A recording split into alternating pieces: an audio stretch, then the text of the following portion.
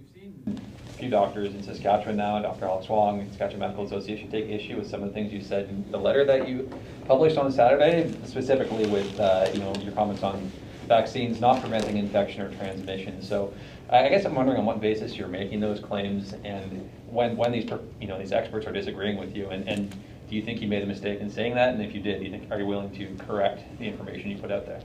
I think what I'm speaking to is the data that we have in front of us. And what the data is saying ultimately is that the infection rate that we have, the new cases that we have in this province are roughly about the same in vaccinated and unvaccinated people here in Saskatchewan. And so it is not stopping transmission by the data that we have in front of us. And we're being very transparent with Saskatchewan people. Anyone can look at what that data is and make their own assertions, but that is the fact.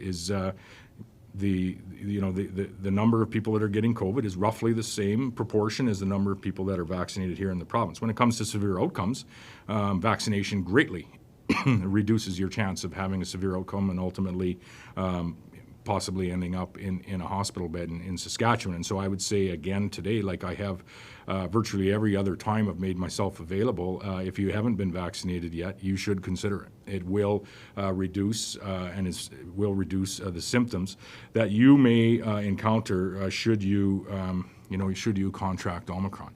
So as we look ahead, understanding that data is there, that is part of the precipitous behind why we look at the proof of vaccination, proof of negative test policy here in Saskatchewan, which is different than the federal policy, markedly different than the federal policy.